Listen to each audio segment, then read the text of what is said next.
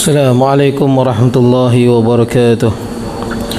Innal hamdalillah nahmaduhu wa nasta'inuhu wa nastaghfiruh wa na'udzu billahi min shururi anfusina wa min sayyiati a'malina. May yahdihillahu fala mudilla lahu wa may yudlilhu fala hadiya lahu. Asyhadu an la ilaha illallah wahdahu la syarika lahu wa asyhadu anna sayyidana wa nabiyyana Muhammadan abduhu wa rasuluh. Allahumma salli wa sallim wa barik ala sayyidina Muhammad wa ala alihi wa ashabihi ajma'in. Subhanaka la ilma lana illa ma 'allamtana innaka antal alimul hakim. Rabbi shrah li sadri wa yassir li amri wahlul 'uqdatam min lisani yafqahu qawli. Allahumma la sahla illa ma ja'altahu sahla wa anta taj'al hazna was-sa'ba idza syi'ta sahla. Wala haula wala quwwata illa billahil 'aliyyil 'azim. Amma ba'd.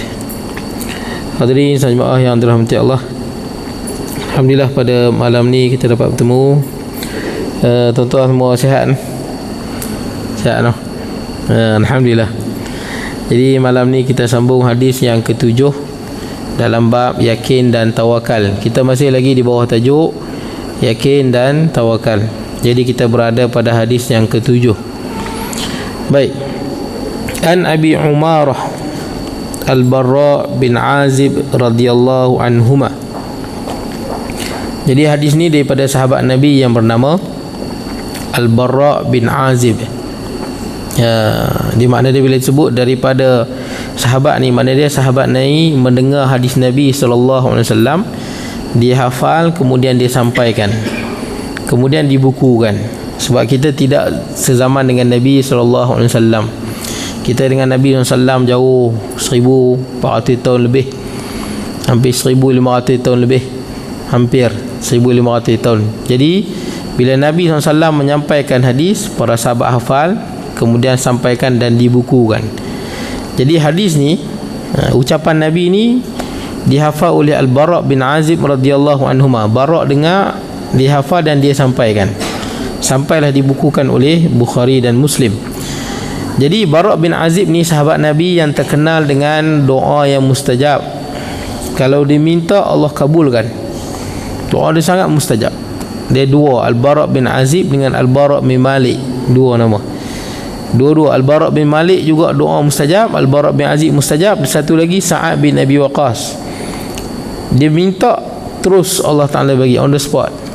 Tiga orang sahabat ni terkenal dengan mujabud dakwah, dia panggil. Orang yang minta terus Allah kabulkan. Baik. Qala, dia berkata, qala Rasulullah sallallahu alaihi wasallam, Rasulullah sallallahu alaihi wasallam bersabda, ya fulan. Rasulullah kata, wahai lelaki. Rasulullah pesan kepada Bara bin Azib ni. Rasulullah pesannya, ya fulan, wahai fulan, idza awaita ila firashik, bila kamu menuju ke tempat tidur kamu, pergi ke tempat tidur, apabila kamu menuju ke tempat tidur, faqul, maka katakanlah. Tuan-tuan tengok di sini Islam mengajak sampai nak tidur pun Islam ajak macam mana nak tidur. Dalam hadis yang lain dia tambah, dalam hadis yang lain Nabi SAW pesan, idza ataita madji'aka, apabila kamu datang ke tempat tidur kamu, fatawadda wudu'aka lis-salah, hendaklah kita berwuduk dengan wuduk macam mana nak sembahyang. Ramai orang tak amal. Cuba amalkan tuan-tuan, sebelum tidur tuan-tuan ambil sembahyang. Tapi dia terfikir nanti isteri sentuh batal pula. Tak apa, tuan-tuan ambil je sembahyang. Tak apa, nak ambil sembahyang, isteri sentuh ke tak sentuh tak apa. Majoriti ulama mengatakan tidak batal, tapi saya pun pegang batal sebab kita mazhab Syafi'i. Cuma masa nak tidur ni tuan-tuan ambil je sembahyang. Tak apa, tuan-tuan pegang kaul jumhur, boleh lah, ambil je sembahyang. Siapa yang nak tidur dia ambil sembahyang, maka malaikat doa kepada dia sampai dia jaga. Malaikat doa kepada dia, Allahumma firlahu, Allahumma arhamhu, ya Allah ampunlah dosa dia, rahmatilah dia. Sebab tu nak tidur ambil sembahyang. Tuan-tuan dapat doa malaikat. Tuan-tuan tidur dalam keadaan bersih daripada hadas kecil. Jadi ingat sunat boleh, kalau siapa yang tak pernah buat, start malam ni Cuba buat tuan-tuan. Tiap kali nak tidur, ambil uduk dulu. Ambil uduk dulu. Kadang-kadang saya pun terlupa tuan-tuan. Tapi biasanya begitulah. Sebelum saya tidur, saya akan ambil uduk dululah. Baik. Jadi tuan-tuan tidur dalam keadaan bersih. Ni Nabi suruh. Kemudian Nabi kata summadja' ala syiqqikal aiman. Bila nak tidur, cara tidur yang terbaik adalah kita tidur macam mana? Mengiring di atas belah kanan, lambungan kanan. Muka menghadap belah sana lah, menghadap kiblat ataupun tidak, tapi gitu cara tidur dia. Tidur di atas lambungan kanan ke tepi lah. Itulah kedudukan tidur yang paling bagus. Yang makruhnya tidur macam mana? Tidur menyerap makruh. Tidak dianjurkan tidur menyerap. Cumanya tidur apa? Tidur mengiring itu tidur yang terbaik. Tidur mengiring. Kemudian Nabi kata suruh kita berdoa macam ni. Islam tuan-tuan tengok, selagi mana kita hidup, kita terikat dengan Islam. Tak ada sesaat dalam hidup kita ni kita terlepas daripada Islam. Tak ada. Sebab tu orang kata Islam way of my life. Islam tu jalan kehidupan. Inna dina indallahi Islam. Agama di sisi Allah adalah agama Islam. Selagi mana kita hidup, Islam mengajak semua nak pakai baju lagu mana, doa pakai baju, doa masuk tandas, doa keluar tandas, doa makan. Islam ajak semua tuan-tuan. Ni doa nak tidur. Doa nak tidur ni banyak tuan-tuan. Banyak. Ini salah satu doa tidur. Salah satunya yang kita baca itulah Bismikallahumma ahya wa amut. Boleh juga ada hadis dia. Dengan namamu ya Allah aku hidup dan aku mati. Ni doa ni panjang sikit. Ada doa lain lagi tuan-tuan. Kenapa banyak doa tuan-tuan? Kerana setiap doa ni ada kelebihan yang tersendiri. Sebab tu ulama sufi terkenal, nama dia Ibnu Athaillah Askandari, dia sebut tanawwa'an ajnasul a'mal. Berbagai-bagai amal ibadah ni kan. Tuan-tuan boleh berzikir pun macam-macam kan. Subhanallah, alhamdulillah, Allahu akbar, la ilaha illallah, subhanallah bihamdihi, subhanallahil azim, selawat, Allahumma salli ala sayyidina Muhammad, baca Quran. Kenapa banyak ibadah? Ada puasa sunat, ada sembahyang wajib, ada sembahyang duha, ada sembahyang tarawih. Sebab semua ibadah ni ada kelebihan tersendiri. Sembahyang duha murah rezeki, kelebihan dia. Surah Waqiah tiap-tiap malam murah rezeki. Surah Al-Mulk menyelamatkan kita daripada azab kubur. 3 kul macam khatam Quran kalau baca 3 kali. Semua surah ni dia ada kelebihan masing-masing. Tuan-tuan bertasbih subhanallah alhamdulillah wala ilaha illallah Allahu akbar, diampunkan dosa walaupun sebanyak buih di lautan. Dosa kecil lah, dosa besar kena taubat. Jadi tuan-tuan, kata Ibnu Athaillah Askandari, tanawwan ajnasul a'mal, berbagai-bagai ibadah ni. Doa ada macam-macam, zikir ada macam-macam, selawatnya, baca Qurannya. Sebab apa? Litanawwa'at waridatil ahwal. Kerana semua amal ibadah tu dia ada kesan yang tersendiri. Siapa banyak selawat ada kelebihan dia. Sebab tu ada seorang sahabat Nabi, dia nak jadikan paling banyak sekali selawat, Nabi tak bagi. Dia nak selawat dia, Quran tak mau baca, zikir tak mau. Bukan tak boleh, boleh, tapi sayang dia tak dapat kelebihan Al-Quran. Dia tak dapat kelebihan berzikir subhanallah alhamdulillah wala ilaha illallah Allahu akbar. Jadi kalau kita nak paling banyak 1/3 kita selawat, 1/3 kita bertasbih memuji Allah, 1/3 kita istighfar. Betul tak? Dan yang paling penting jangan lupa baca Quran, kerana Quran itulah seafdal-afdal ibadah zikir. Baca, ibadah baca yang paling afdal Al-Quran, dan lebih afdal daripada zikir dan selawat. Tapi Quran ada kelebihan, selawat ada kelebihan, zikir juga ada kelebihan. Buat semualah tuan-tuan. Gitulah. Sebab tu dia banyak ibadah. Ni Nabi ajak satu doa nak tidur tuan-tuan. Tapi doa ni panjang lah. Tuan-tuan boleh hafal bagus lah. Baik, jadi kata Nabi SAW, bila kita dah ambil air semayang, kita pun dah baring di atas kita punya lambungan kanan, baru kita doa, Allahumma aslamtu nafsi ilaik, ya Allah aku serahkan diriku kepadamu, wajjahtu wajhi ilaik, dan aku menghadapkan wajahku kepadamu, wa fawwadtu amri ilaik, dan aku menyerahkan segala urusanku kepadamu. Sebab apa tuan-tuan? Kita masa kita nak tidur, ruh kita keluar. Betul tak? Ruh kita keluar. Dan saya pernah sebut kat tuan-tuan, roh ni ada dua. Dia satu tapi dua. Tuan-tuan dengar, tuan-tuan pun pening. Tapi itulah hakikat roh. Dia panggil yang pertama ruhul yaqazah, roh kesedaran. Satu lagi dia panggil ruhul hayah, roh kehidupan. Roh kesedaran keluar masa kita tidur. Tapi kita tidur, orang tidur dia masih bernafas, pasal tak?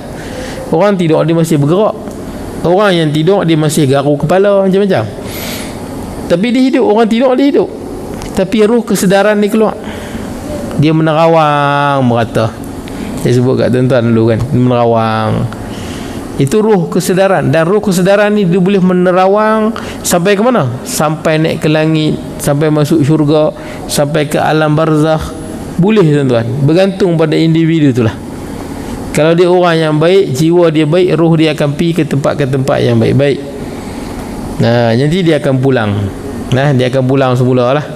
Ruhul yaqazah. Sebab tu dalam Quran sebut, dalam surah Az-Zumar, Allahu yatawaffal anfus hina mautiha.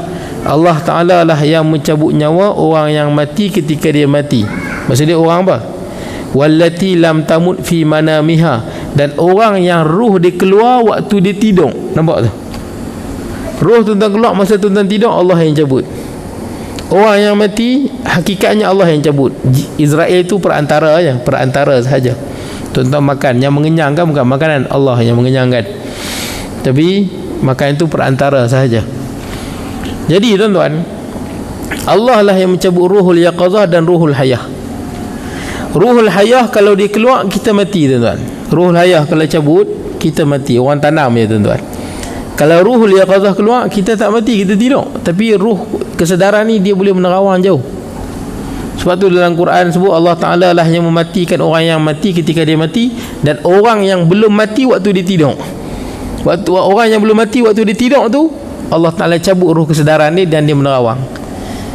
Kalau masa dia jaga dia baik, banyak berzikir, banyak berselawat, banyak fikir benda baik, mimpi dia akan mimpi yang baik-baik lah. Tapi kalau masa dia jaga ni, dia banyak fikir bukan-bukan, banyak fikir dunia, banyak macam-macam, berangan, banyak fikir, dan mungkin dia bersangka buruk, macam-macam, maka mimpi dia pun mengarut-ngarut. Nah, begitu tuan-tuan. Mimpi ni gambaran tuan-tuan. Jadi tuan-tuan, fayumsiku allati qada 'alaiha al-maut wa yursil ukhra ila ajalin musamma. Ayat ni menarik. Allah menahan ruh orang yang dah mati kembali ke jasad dia, dan Allah melepaskan ruh orang yang belum mati ke jasad dia. Apa makna ayat ni? Makna ayat ni tuan-tuan buka makna tafsir. Masa kita tidur, kadang-kadang ruh kita ni, ruh kesedaran ni, dia menerawang masuk ke alam barzakh. Dia jumpa orang yang dah mati. Dia jumpa orang mati. Itu yang dia cerita banyak kan. Dia jumpa orang yang dah mati dalam syurga, ada yang kena azab, macam-macam. Dia jumpa orang yang dah mati. Sebenarnya dia jumpa sungguh. Ruh dia tu memang menerawang ke alam barzakh sampai dia jumpa. Ada sahabat Nabi lagi yang ruh dia pernah dia berdoa pada Allah ketika mana jadi peperangan antara Sayyidina Ali dengan Sayyidina Muawiyah. Dua-dua ni betul ijtihad tuan-tuan, berijtihad, cerita panjang lah. Tapi seorang sahabat Nabi ni, dia berdoa pada Allah, dia nak tengok yang mana satu betul, tentera Sayyidina Ali ke tentera Sayyidina Muawiyah. Dua-dua ni mulia, jamin syurga. Maka dia mimpi tuan-tuan. Cerita ni sahih tuan-tuan, diriwayatkan. Dia mimpi dia naik ke syurga, dan dia berada di tembok antara hidup dan mati. Dan ada orang bagi tahu dia itulah tembok antara kehidupan dunia dan akhirat. Dia tolak tembok tu dan dia masuk ke syurga. Dia nampak Nabi Ibrahim alaihissalam sedang berbual dengan sahabat dia. Nabi Ibrahim dia nampak. Maka Nabi Ibrahim berbual tentang peperangan yang berlaku di kalangan umat Muhammad sallallahu alaihi wasallam, iaitu antara Sayyidina Ali dengan Sayyidina Muawiyah. Kata Nabi Ibrahim, kenapalah mereka tidak bersikap seperti sikap Sa'ad bin Abi Waqqas. Sa'ad bin Abi Waqqas terjaga sahabat ni. Dia memang betul, ruh yang Allah tu memang dia terbang naik ke langit tu, masuk ke syurga, dan dia memang nampak Nabi Ibrahim tu. Bila dia sedar, dia cari Sa'ad bin Abi Waqqas. Rupanya Sa'ad bin Abi Waqqas jumpa Sa'ad bin Abi Waqqas kata, aku tak masuk belah mana. Itu yang paling betul. Belah Sayyidina Ali dia tak masuk, belah Sayyidina Muawiyah tak masuk pasal menumpah darah yang banyak. Ala kulli hal, itu semua ijtihad tuan-tuan. Dan ijtihad para sahabat. Yang paling tepat yang tak menyertai mana-mana perangan. Yang kedua ijtihad Sayyidina Ali, yang ketiga ijtihad Sayyidina Muawiyah bin Abu Sufyan. Panjang cerita tuan-tuan. Tapi saya nak cerita ruh tu memang dia boleh mimpi ya. Tu yang orang mimpi jumpa Nabi SAW, ruh dia baik lah tu. Masa dia sedang ni dia cantik, jiwa dia bersih, dia banyak berzikir, jadi dia akan pergi ke situ. Jadi tuan-tuan, kalau tuan-tuan ruh tuan-tuan pergi jumpa orang yang dah mati, orang yang nak mati tu dia nak balik ikut tuan-tuan. Dia nak balik. Tuan-tuan jumpa orang yang dah mati, yang jumpa dia. Masa tuan-tuan nak jaga ruh tu nak kembali ke jasad, orang yang mati tu dia nak ikut tuan-tuan. Dia nak kembali ke dunia sebab dia nak beramal. Dia teringin nak beramal. Itu yang dia nak balik ke dunia tu. Maka kata Allah, fayumsikul lati qada 'alaiha al-maut. Allah Taala tahan ruh orang yang mati lah. Tak kira lah ayah kita ke, anak kita ke, adik-beradik kita ke, siapa-siapa lah. Kalau kita jumpa dalam mimpi, kalau boleh orang tu dia nak ikut kita lah, balik ke dunia nak beramal. Tapi Allah Ta'ala tahan roh dia sebab dia dah mati. Wa yursil ukhra ila ajalin musamma. Ada pun yang belum mati, bila dia bertemu roh orang yang dah mati ni, Allah lepaskan dia kembali ke badan dia dan dia terjaga pasal dia belum mati. Sampai bila? Ila ajalin musamma, sampai masa yang ditetapkan. Sebab tu tuan-tuan, nak tidur ni biar bersih ya.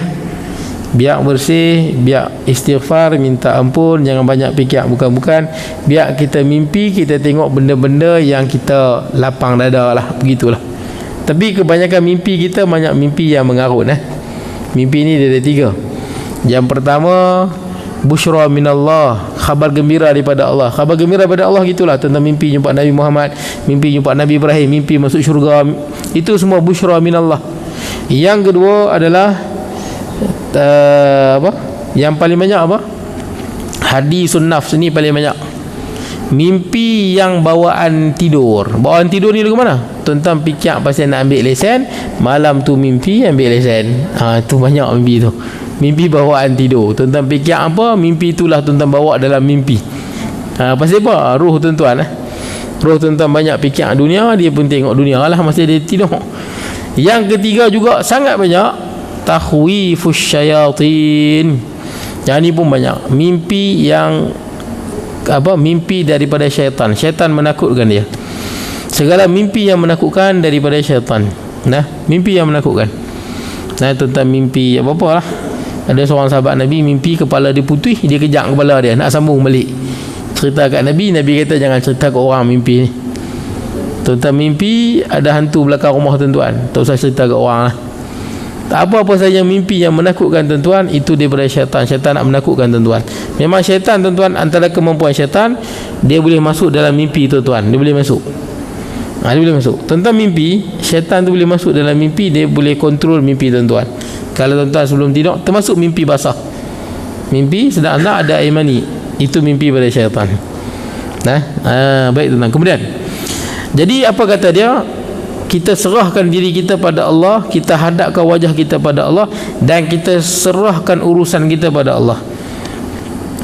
Wa alja'tu zahri ilaika ra'batan wa rahbatan ilaik. Panjang doa ni. Dan aku letakkan lambunganku, lambungan kanan lah. Aku letakkan lambungan aku ni dalam keadaan aku harapkan pahala daripadamu ya Allah, dan dalam keadaan aku takut akan dosamu, dan aku takut akan azabmu.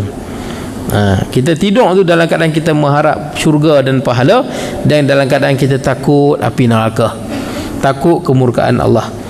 Baik, kemudian jadi tuan-tuan kena ada 2, takut dan harap dipanggil. Tuan-tuan harap pengampunan Allah, dan tuan-tuan takut siksaan Allah. Dia kena ada 2. Tidak, kita tak jadi orang tuan-tuan.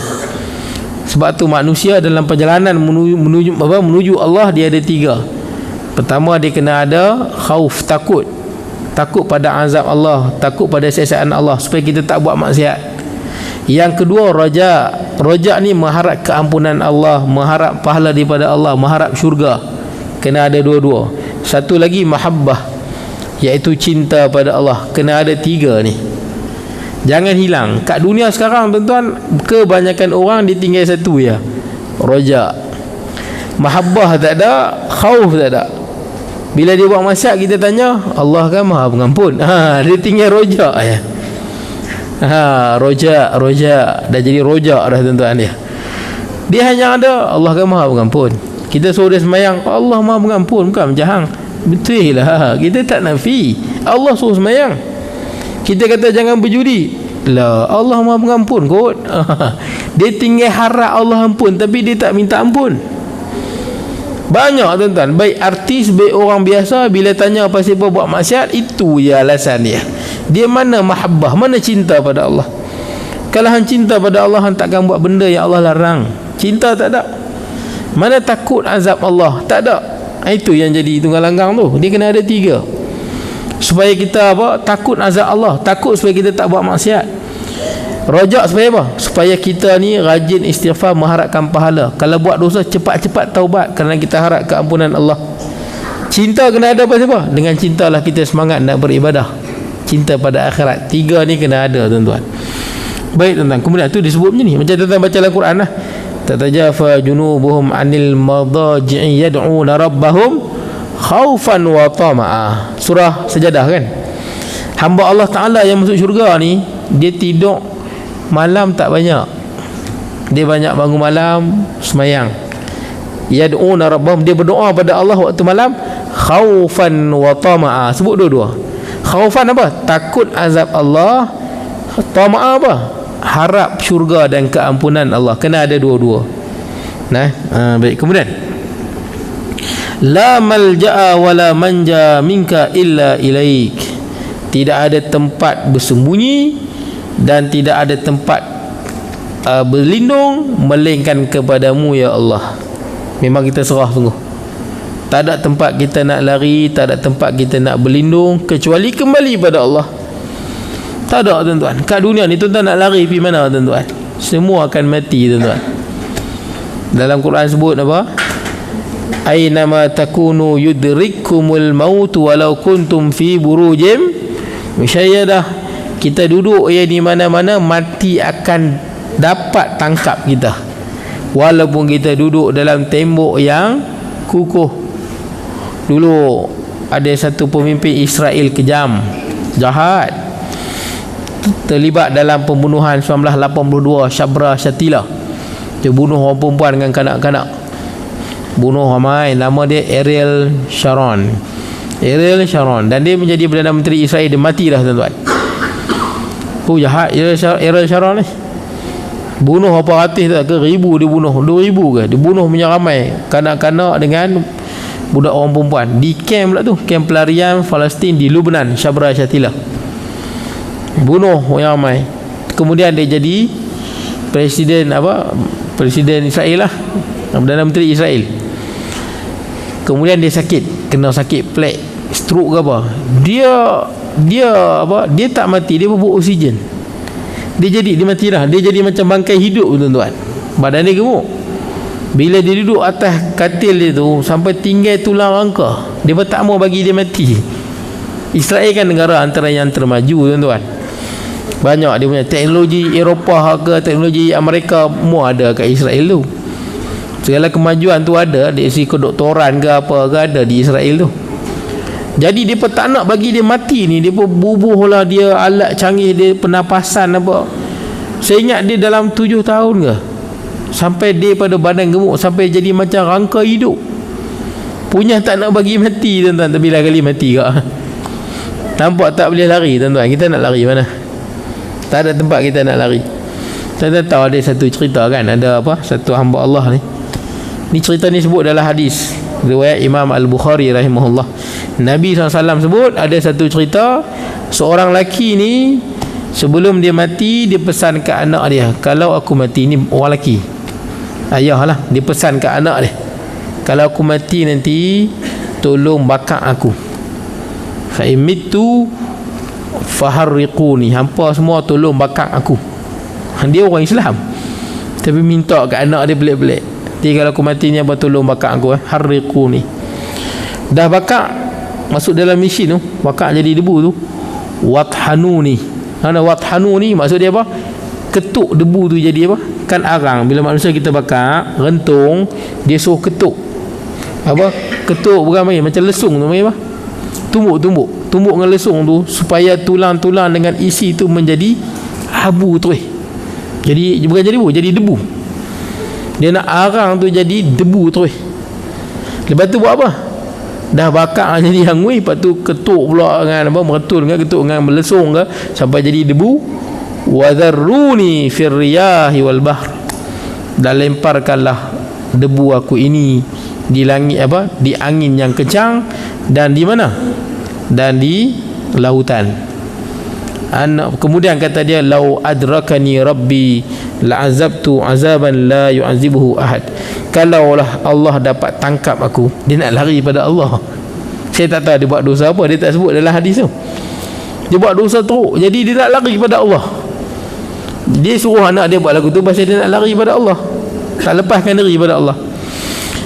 Jadi dia kata, kalau Allah dapat tangkap aku, Allah akan azab aku dengan azab yang tak pernah kena dekat orang lain. Allah akan azab aku dengan azab yang takkan kena pada orang lain. Dia ada buat satu dosa yang cukup besar, tapi dia takut dengan Allah, tapi dia nak lari daripada Allah. Dia nak lari, dia cuba lari. Pasal apa? Pasal takut sangat pada Allah tu, takut sesangat-sangat. Jadi dia nak lari. Macam mana nak lari? Dia pesan kat anak dia buat lagu tu, bakar, tumbuk bagi jadi debu, lempar ke angin dan laut. Anak dia ni luruh benda, pi buat. Kita kalau ayah pesan lagu tu, buat tak tuan-tuan? Haram buat. Ayah pesan pun tak payahlah. Ayah pesan nanti ayah mati tolonglah apa dia, kebumikan ayah dengan bendera Malaysia contohnya lah. Orang tak payah ngada-ngada lah tuan-tuan. Ayah ni cinta baguslah cinta negara tu, pergi kafan dengan bendera Malaysia. Buat apa? Kita tak payah pun. Okey ayah, okey. Bila ayah dah mati, tak payah layan. Kita kafan macam beza. Boleh lah. Apa ayah nak tolonglah kebumikan ayah dengan kafan warna hitam, lawa sikit hitam lain sikit, nanti masuk kubur orang semua tergun, wih warna hitam bagi ahli kubur lain terkejut, tengok ayah warna lain. Kita kata tak apa ayah, tak apa, ayah mati ya, tuan-tuan ke bumi kain putih, soal layan dia. Tak perlu tuan-tuan. Baik, itu wasiat-wasiat yang tak payah layan lah tuan-tuan. Wasiat yang kena layan ni lah wasiat dia kata apa, harta dia ada sekian, dia wasiat 1/3 untuk sekian, dia kena buat lah. Yang wasiat yang pelik-pelik tu tak perlu pun. Sama juga kalau ayah kita sebelum meninggal dia pesan dah, ni ayah wasiat kat hang ni, ayah meninggal je hang kahwin lah dengan janda belakang rumah tu. Tak payahlah tuan-tuan. Kok tuan-tuan tak berkenan, tak payahlah. Tuan-tuan tak payah lawan pun. Okey. Ayah meninggal ya, tuan-tuan pun nikahlah dengan siapa tuan-tuan nak. Dia yang wajib ni wasiat soal harta lah. Soal harta kita kena uruskan 1/3 ke dan sebagainya. Baik, jadi tuan-tuan, laki ni anak dia buat semua, bakar dia, bagi hancur tu jadi debu, buang di angin dan di lautan. Bila buat, Allah himpunkan dia balik. Laki ni Allah himpunkan dia balik. Yang debu dia tu, yang berterbangan di lautan, terbangan di angin tu, Allah himpunkan balik, sehinggalah dia jadi balik di alam barzah, hidup balik di alam barzah. Maka Allah berfirman pada dia, ma hamalaka ala ma sana'at, pasal apa buat macam ni? Allah tanya dia, pasal apa yang menyebabkan kau lakukan begini? Kata lelaki ini, khaufan minka ya Rabb, aku sangat takut padamu ya Allah. Ghafartu laka, Allah ampunkan dosa dia. Tapi tuan-tuan jangan buat pula. Dapat keampunan boleh aku buat kot sekali. Tuan-tuan minta ampun pada Allah. Betul tak? Minta ampun pada Allah. Tapi lelaki ni tuan-tuan, nak ceritanya, dia bukan takut main-main, dia takut sungguh. Dalam hati tu memang tulus murni dia takut. Banyak orang kita kata takut pada Allah, takut, tapi bila malam-malam ada hantu ketuk pintu dia tergenji dah seluar tuan-tuan. Maknanya dia takut hantu lebih pada Allah tuan-tuan. Baru hantu kacau sikit dia takut dah tuan-tuan. Mana kata takut pada Allah ya? Kata takut pada Allah. Banyak orang takut pada Allah. Takut. Dia sebut takut. Laki ni dia tak sebut, memang hati dia sangat takut pada Allah, tulus murni dia takut pada Allah. Itu beza dia dengan kita. Banyak orang kita tanya orang yang tak pakai tudung buat maksiat takut pada Allah. Takut, tapi itu lah. Baik, kalau masuk hutan tuan-tuan, masuk hutan dengar bunyi rimau, takut tak? Masuk hutan dengar bunyi rimau, tuan-tuan mesti dengar bunyi rimau, takut tuan-tuan? Tengok buka YouTube dengar bunyi singa mengaum, rimau mengaum macam mana? Rimau mengaum kadang-kadang kita dengar lebih seram pada singa, kadang-kadang lah bunyi dia tu seram. Tuan-tuan masuk hutan, Bukit Semangui ada rimau lah. Ada rimau ke Bukit Semangui? Ada orang kata dia pun naik jumpa. Baru ni siapa kata tahu naik jumpa, betul ke? Betul ke? Saya tak tahu. Saya tanya orang Semangui, betul ke? Ada rimau atas Bukit Semangui tu? Ada rimau? Dulu ada. Dulu ada. Tak apa. Tapi kalau tuan-tuan masuk, tuan-tuan dengar dia mengaum, oi, dia punya takut tu lain macam lah. Rimau sekali dia mengaum tu kita takut dengar. Jadi tuan-tuan nak cerita kalau kita dengar rimau mengaum dalam hutan, dia punya takut dia tu lagu mana? Macam mana kita takut pada Allah tuan-tuan? Sayyidina Ali radhiyallahu anhu bila dia nak semayang ni bergetak Sayyidina Ali. Takut. Dan Sayyidina Ali ni pahlawan, sahabat Nabi yang dengan Sayyidina Hamzah ni, dua orang ni paling handal lah di medan perang.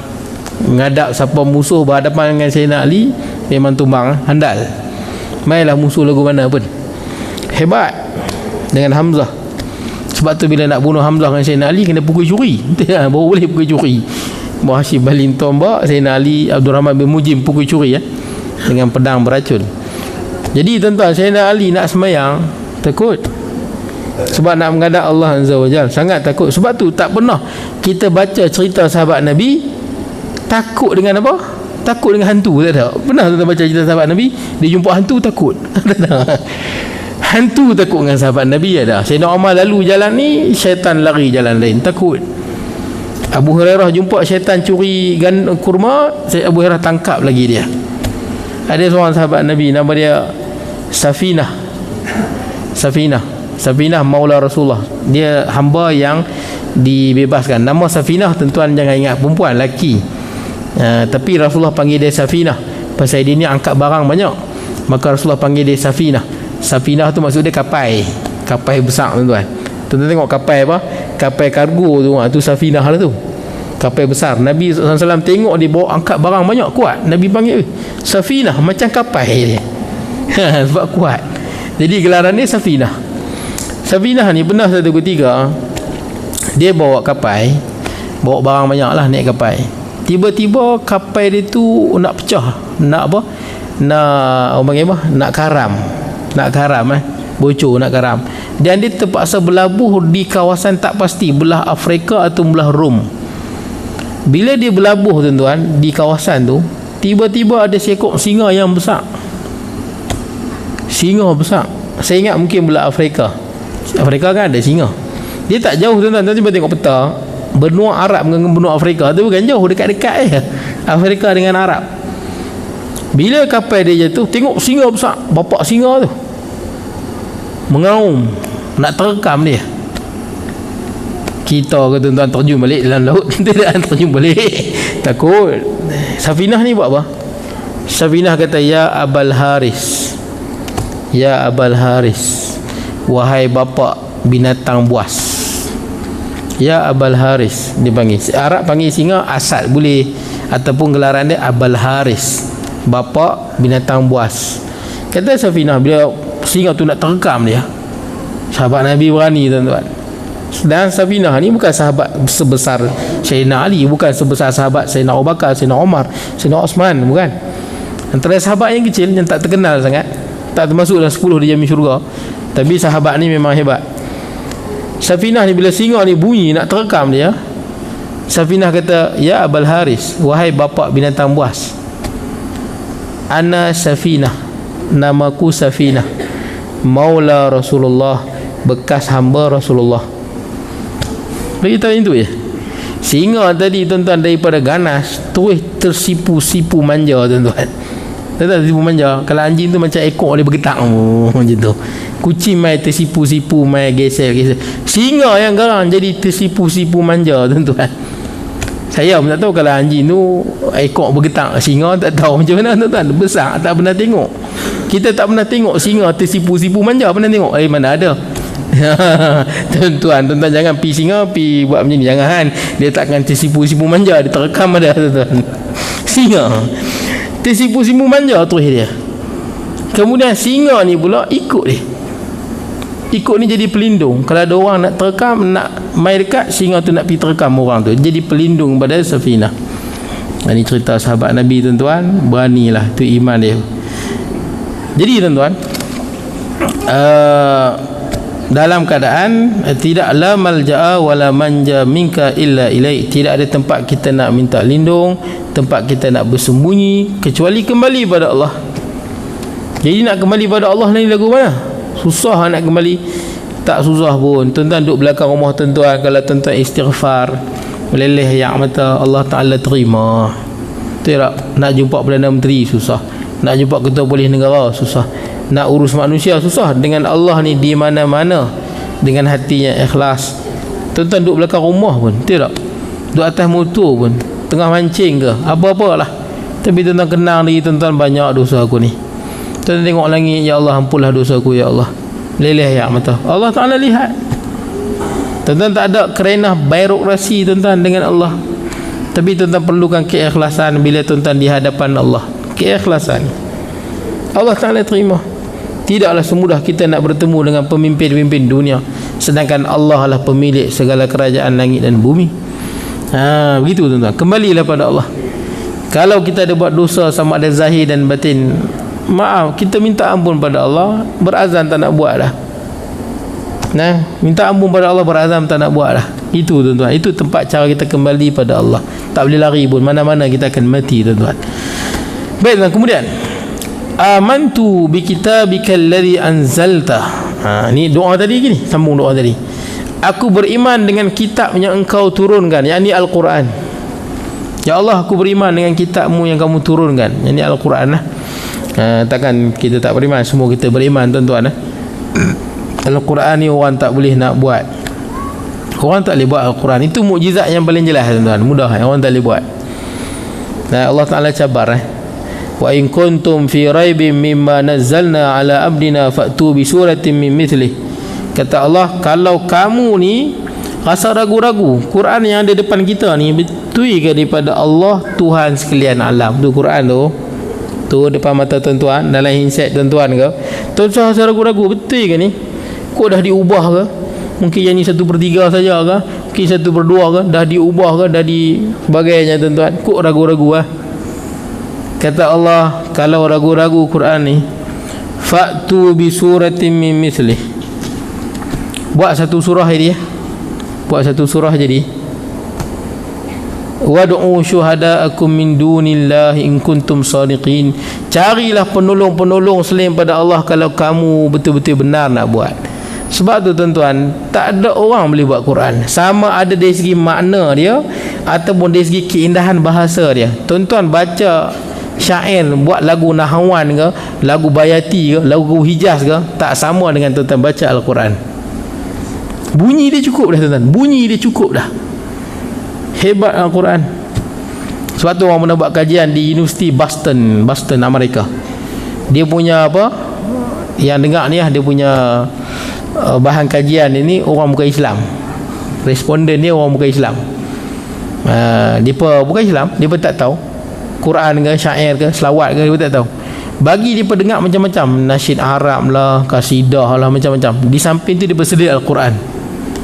Kemudian minta dia buat satu isi apa, soal sidik, mana yang menenangkan jiwa, dengan kasidah ke, dengan nasyid Arab ke, lagu Arab ke dengan Al-Quran.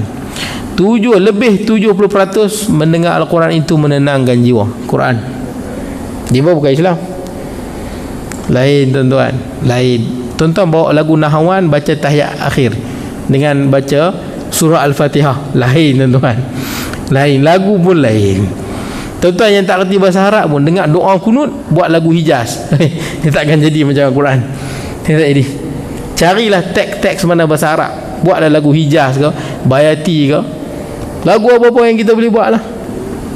takkan sama dengan lagu dengan Quran. Tak payah tengok dia jikinan bahasa lagi tuan-tuan. Memang takkan boleh buat. Sampai hari ni orang tak boleh buat. Tuan-tuan pilih mana-mana pun di seluruh dunia negara Islam, Quran sama. Pasal apa Quran sama? Memang ada orang dakwa Quran yang ada ni dah tak betul lah, dia dah ditokok tambah, dah dibuang, tapi dia pun tak boleh buat. Pasal apa dia tak boleh buat? Pasal memang tak boleh buat. Itu cerita dia tak boleh buat. So dia kata apa? Oh, adalah dekat satu hamba Allah tu, nanti dia keluar, nanti dia bawa mainlah Quran yang betul. Dia boleh kata macam tu je lah. Pasal apa dia kata lagu tu? Pasal dia tak boleh buat. Itu je, simple as that. Maka dia dakwalah, oh nanti hamba Allah tu keluar daripada lubang, dia pun bawa lah Quran yang lagi betulnya tu. Pasal apa dakwah lagu tu? Pasal dia pun tak mampu buat. Itu saja, dakwah saja. Tapi tentang kelilinglah dunia, Quran yang sama. Allah Ta'ala jaga Quran. Dulu saya ingat ada satu jemaah di kampung tua, dia hantar gambar kat saya. Dia kata, Ustaz, Quran ni salah. Quran ni salah. Jemaah kampung tua. Saya pun terkejut, boleh tahan jemaah kampung tua ni, dia boleh tahu Quran ni salah. Rupanya memang betul salah Quran tu. Dan lepas selang 2 hari ke 3 hari, tular di berita Kementerian Dalam Negeri KDN mengatakan Quran itu jangan pakai kerana dia punya cetakan tidak mendapat kelulusan KDN. Rupanya ada orang cetak Quran tanpa kelulusan KDN, tak ada juru tasahih dia. Tuan-tuan bayangkan, orang kampung tua pun dapat kesan tuan-tuan, belum budak tahfiz lagi. Budak kampung tua pun tak lain macam. Padahal dia tambah 3 ayat ya, 3 perkataan saja dia tambah, boleh tahu. Hebat Allah Ta'ala jaga Al-Quran ni. Orang boleh mohon, orang boleh dakwa ni tak betul lagi ni, dakwa lah pun betul tak, tak boleh buat. Baik tuan-tuan. Kemudian kata Nabi, kemudian wa nabiyyikal ladzi arsalta, dan kita percaya pada nabi yang Allah utuskan. Siapa nabi yang Allah utuskan? Yakni Nabi Muhammad sallallahu alaihi wasallam. Kemudian kata Nabi sallallahu alaihi wasallam, fa in mitta min lailatika mitta 'alal fitrah, kalaulah malam tu meninggal. Kita dah baca doa tadi sampai dekat wa nabiyyikal ladzi arsalta, katakanlah malam tu meninggal. Mati ni mana kita tahu tuan-tuan bila nak mai. Betul tuan-tuan. Tuan-tuan suka tak tuan-tuan tahu bila tuan-tuan mati? Ke tuan-tuan tak suka? Tuan suka tak kalau maklum, dimaklum, malaikat maklum tuan-tuan, semua dimaklum dah bila mati. Yang ni minggu depan, yang ni lagi 2 tahun, yang ni lagi 10 tahun, yang ni lagi 3-4 bulan. Tuan-tuan, kita akan nak hidup pun tak syok. Tuan-tuan tanya orang yang jaga perat penjara, orang banduan ni bising lah penjara, bising, bergaduh macam-macam. Tapi bila nak kena hukum gantung, diam tu. Yang nak kena hukum gantung ni diam 1000 bahasa. Bila tengah nak kena hukum gantung, terus takut, padahal tak gantung lagi. Dia dah takut, dia dah macam tak jadi orang lah tuan-tuan. Termenung jauh. Bagi boleh makan apa? Berapa ringgit? 8, 7 ringgit setengah. Dia boleh pilih kan, nak makan apa? Cau kotiau ke apa? Cok pisang kan, cok kembung kan, cicah tu kan. Dia ada kuih-kuih dia lah, boleh pilih. Tak lebih 7 ringgit 9, 7 ringgit 5 pound kot. Biasanya semua tak minta lah. Esok nak kena gantung, malam tu minta apa saja nak makan. Dia pun tak ada nak minta lah. Kebanyakannya memang tak minta lah. Esok nak kena gantung. Nampak tuan-tuan, dia dah hidup dia lagi seminggu nak kena gantung pun dah takut. Nampak tuan-tuan. Jadi tuan-tuan, kita yang tak tahu bila kita mati ni tuan-tuan, rahmat Allah. Betul tak? Orang yang dia nak meninggal accident, dia tak tahu dia nak accident mati tu. Kawan saya baru meninggal, baru sangat. Kawan saya tuan-tuan, orang cikgu juga, tapi dia ni pemilik resort, satu resort di Greek dia ada buat. Jadi meninggal lah, accident di Kuala Kangsar. Sebelum accident tu happy lah, seronok apa semua. Accident, masa accident tu dia okey lagi, sepupu dia mati, dia okey lagi, boleh menyembang apa semua. Esok tu dia mati tuan-tuan, Selasa baru ni mati. Tuan-tuan bayangkan, banyak orang dia happy tak ada apa, padahal dia lagi 2-3 minit je nak mati. Tapi itu rahmat Allah supaya kita boleh hidup tuan-tuan. Kalaulah malaikat Israel beritahu ni Haji Rahim ni lagi sebulan je, Haji Rahim sebulan tu tak lalu makan. Tidak tuan-tuan, sebulan tak lalu makan, sebulan semua tak mau mandi, tak mau muat, tak mau menangis. Nampak. Tapi Allah Ta'ala sembunyikan supaya tuan-tuan boleh hidup. Tu kelebihan. Tapi janganlah lalai. Itu je cerita dia. Jangan lalai. Kita ni dah dapat rahmat, Allah sembunyikan bila kita mati, kita lalai. Tidak kan? Mayang, malas, zikir, malas, semua malas. Nanti kalau nak bagi tahu jadi macam tengok orang dalam penjara pula. Dah tahu tak jadi orang tu tuan-tuan. Sedih pula. Hilang semangat nak hidup, betul tak? Kalau tuan-tuan tahu lagi sebulan nak mati, malas pergi sekolah pun malas. Kerja malas, pergi sekolah malas, semua malas. Lantak bila aku dah nak mati dah buat apa? Nampak? Anak bini nak makan apa?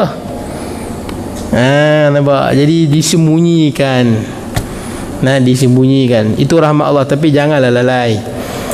Katakanlah kalau mati dalam fitrah. Wa in asbahta asabta khaira. Kalaulah katakan tak mati, malam tu jaga hidup lagi, maka kita akan mendapat kebaikan. Pagi esok kita akan dapat banyak kebaikan. Bolehlah, kebaikan-kebaikan malam tu dapat kebaikan berdoa, dan pagi esok kita akan dapat banyak kebaikan kerana kerana berkat doa ni lah. Jadi tuan-tuan boleh ambil hafal lah. Saya baca tadi tak tahu lah, tuan saya baca tadi tuan-tuan dah hafal lah. Hebatlah tuan-tuan. Panjang doa ni. Baik, jadi cukup sekadar tu. Akan datang kita akan sambung di hadis yang ke-81 tuan-tuan. أقول قولي هذا وأستغفر الله العظيم لي ولكم سائر المسلمين والمسلمات والمؤمنين والمؤمنات بسم الله الرحمن الرحيم اللهم اجعل جمعنا هذا جمع مرحوما